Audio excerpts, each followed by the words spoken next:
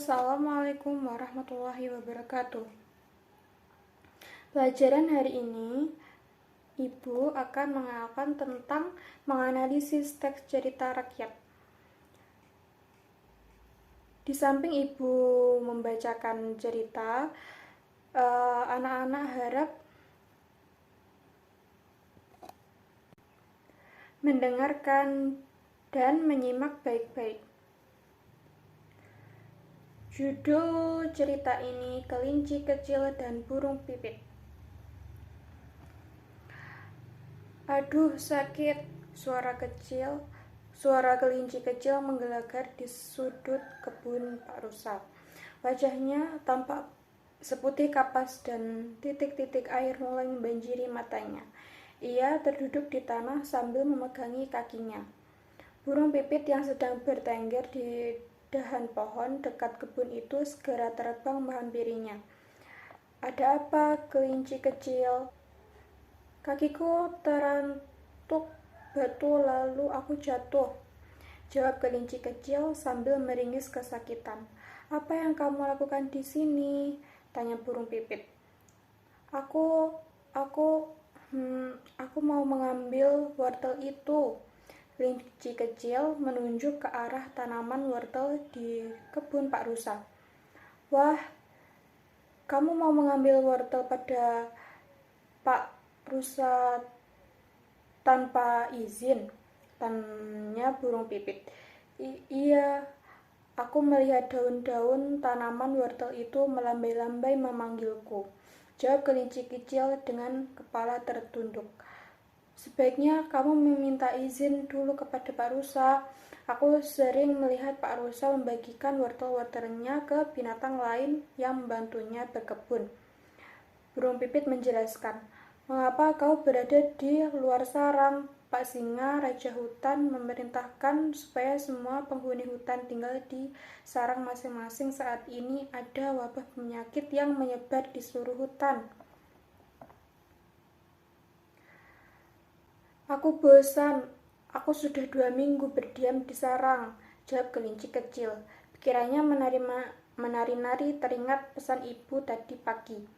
Ibuku bilang hanya induk-induk binatang yang boleh keluar secara bergantian untuk mencari persediaan makanan.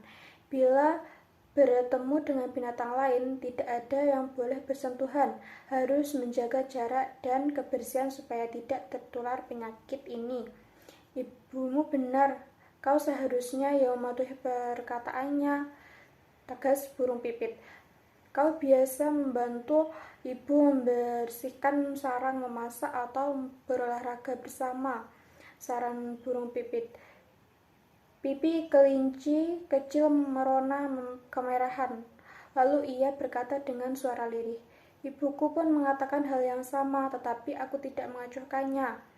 Diam-diam aku pergi dari Selanjutnya, sarang. inilah yang akan menjelaskan tentang sebaiknya kau unsur segera pulang intrinsik. dan meminta maaf Apa sih pada unsur ibumu? intrinsik itu? Balas burung pipit. Unsur Iya, intrinsik aku akan adalah segera unsur melakukannya. pembangun Terima dari kasih. dalam cerpen. Burung pipit Unsur intrinsik menyadarkanku. adalah Kelinci unsur kecil yang penting bergegas pulang yang dan tidak boleh dalam dilewatkan hati dalam tidak akan karya mengulangi sastra. perbuatan ini lagi. Ada beberapa Burung pipit komponen yang terdiri dari tema tentang apa cerita tersebut. Yang kedua, tokoh dan penokohan. Siapakah tokoh dalam cerita dan bagaimana sifatnya? Yang ketiga, amanat, apakah pesan moral dari cerita? Yang keempat, latar, kapan dan di mana cerita itu terjadi? Yang kelima, alur cerita. Bagaimana alur cerita itu pada awal, pertengahan, dan akhir? Yang keenam, gaya bahasa. Gaya bahasa yaitu cara mengungkapkan perasaan atau pikiran. Yang ketujuh, sudut pandang. Sudut pandang terdiri dari orang pertama, orang kedua, dan orang ketiga.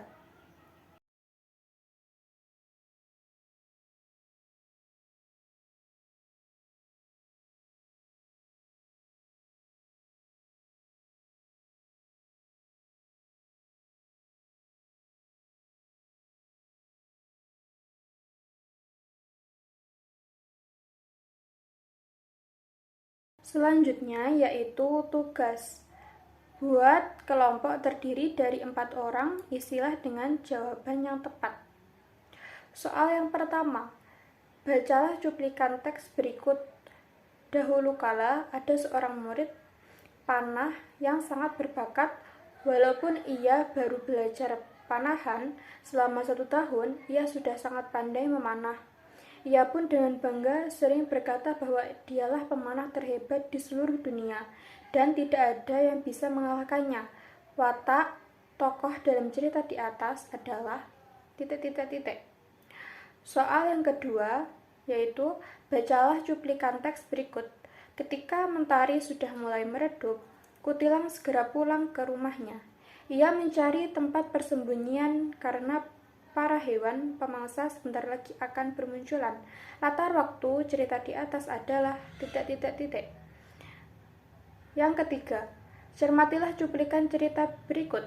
Si kancil berjalan berjingkat-jingkat ke pohon Pak Tani. Kancil hendak mencuri mentimun. Di tengah kebun ada boneka orang-orangan. Si kancil tidak takut, malah menendang boneka itu. Ternyata boneka orang-orangan itu telah diberi getah nangka sehingga kaki si kancil menempel pada boneka itu dan sulit dilepaskan. Kemudian Pak Tani datang menangkap kancil. Pelajaran yang dapat diambil dari kutipan dongeng di atas adalah titik.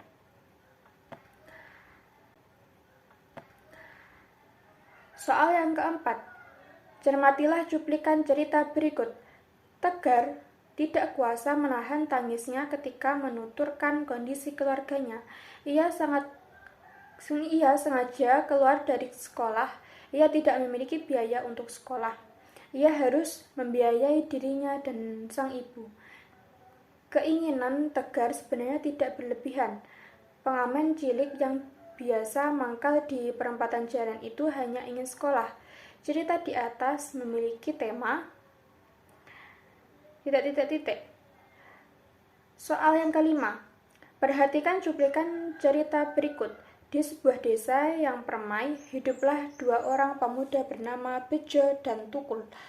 Pada sore hari yang cerah, mereka hendak membeli jamu karena badan mereka begal-begal. Saat mereka sedang asyik berbincang, datanglah seorang penjual jamu yang sangat cantik. "Jo, lihat, baru saja kita berbincang-bincang, tukang jamu sudah datang," kata Tukul. "Benar sekali, tetapi baru kali ini aku melihat tukang jamu secantik ini," bisik Bejo. "Iya, sepertinya tukang jamu itu baru datang ke desa kita. Ayo kita membeli jamu itu," ajak Bejo. "Ayo."